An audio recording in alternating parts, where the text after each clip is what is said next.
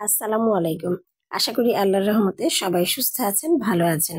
আমিও আলহামদুলিল্লাহ ভালো আছি। আজ শুক্রবার বরাবরের মতো আজকেও একটু স্পেশাল কিছু করার চেষ্টা করেছি। আজ 3টা রেসিপি আমার একদম নতুন। আমি কখনোই এগুলো পেজে শেয়ার করিনি।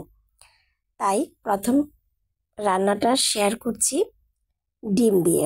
ডিম প্রথমে সিদ্ধ করে আমি আমার পছন্দ মতো একটু কাট করে নিয়ে তেলে ভেজে নিয়েছি। একেবারে মশলা ছাড়া শুধু তেলে ভেজে নিয়েছি।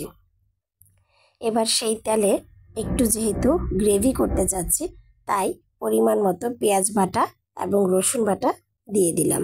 রসুন বাটা অবশ্যই দেওয়া লাগবে, তা না হলে এই গ্রেভিটা খেতে ভালো লাগবে না। এরপর দিয়ে দিলাম শুকনো মরিচ, তেজপাতা এবং পাঁচফোড়ন। এতে খুব সুন্দর একটা সুঘ্রাণ বের হয়ে আসবে। যখন এগুলো একটু ভাজা ভাজা হয়ে অ্যারোমা ছড়াবে, তখনই আমি এতে দিয়ে দিব অল্প একটু পানি, যেন মশলাটা পুড়ে না যায়। এই তো পানি দিয়ে দিলাম।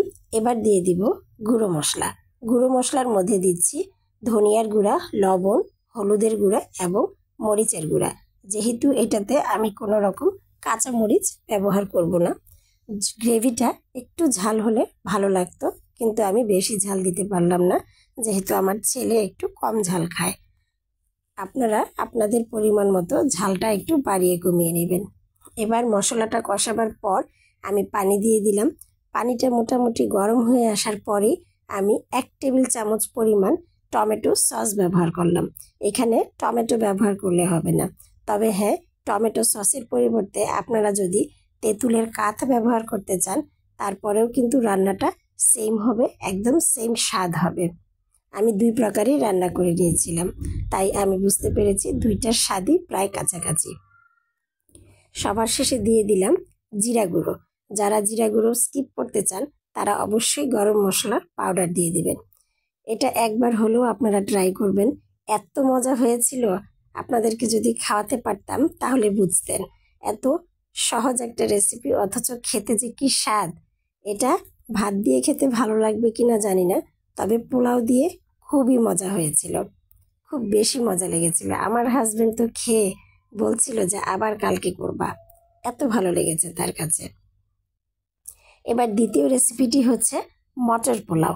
এটা পাকিস্তানি একটি রেসিপি, অনেকে আখনি পোলাও বলে, আমি মটর পোলাওই বললাম। প্রথমেই আমি 2 টেবিল চামচ ভর্তি করে ঘি দিয়ে দিলাম।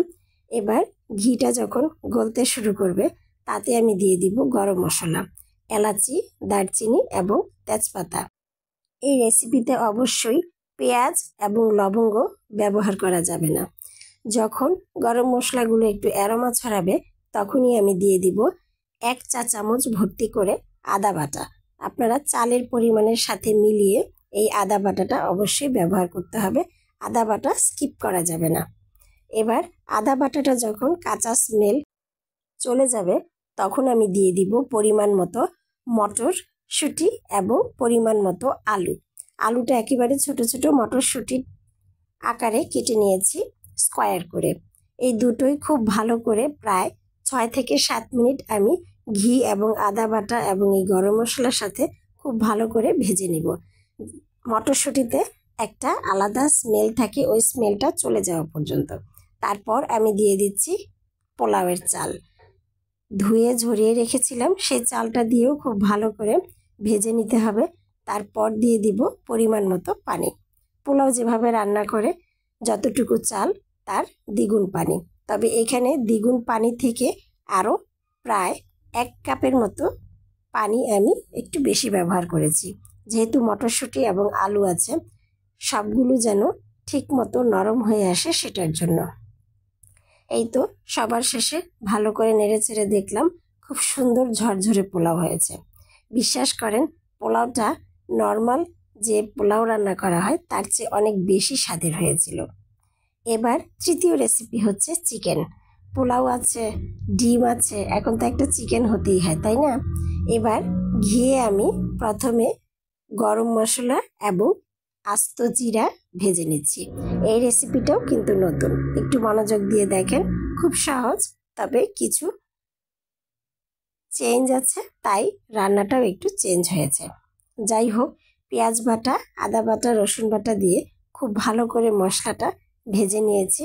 যখন মশলাটা খুব ভালো করে ভাজা হয়ে যাবে তখন আমি এতে দিয়ে দিব টমেটো। টমেটো আমি বড় একটা নিয়েছি, সেটা ছোট করে টুকরো করে নিয়েছি যেন খুব সহজে এটা গলে যায়। বড় বড় টুকরা করিনি, মাঝখান দিয়ে ছোট ছোট করে কেটে দিয়েছি। এবার দিয়ে দিচ্ছি গুঁড়া মশলা। তার মধ্যে দিলাম হলুদের গুঁড়া, লবণ, ধনিয়ার গুঁড়া, কাঁচামরিচ। মরিচের গুঁড়াও দিতে পারেন, মরিচের গুঁড়াটা দিলে স্বাদ আরও ভালো লাগবে। যারা ঝাল খেতে পারেন তারা অবশ্যই মরিচের গুঁড়া অ্যাড করে নেবেন। এবার পরিমাণ মতো পানি দিয়ে আমি টমেটোটা খুব ভালো করে সিদ্ধ করে নিয়েছি। এই তো দেখেন আমার গ্রেভিটা রেডি হয়ে গিয়েছে। এবার এই গ্রেভিতে দিয়ে দিব ধুয়ে রাখা চিকেনটা এই গ্রেভিতে দিয়ে খুব ভালো করে কষিয়ে নিব। একটু আগুন বাড়িয়ে দিব যেন খুব একটা বেশি পানি উঠে নরম না হয়ে যায়। খুব সুন্দর করে ভালো করে ঢেকে বাড়িয়ে দিয়ে আমি কষিয়ে নিচ্ছি। যখন মুরগিটা খুব ভালো করে কষানো হয়ে যাবে, তেল ছেড়ে দিবে, তখন আমি পরিমাণ মতো ঝোলের পানি দিয়ে দিব। এটা খুব বেশি ঝোল রাখলে ভালো লাগে না, একটু মাখা মাখা অর্থাৎ ভুনা করলেই ভালো লাগে। আমার ভিডিওগুলো ভালো লাগলে অবশ্যই আমার পেজে লাইক এবং ফলো দিয়ে পাশেই থাকবেন। এই তো আমার রান্নার ডান। আল্লাহ হাফেজ।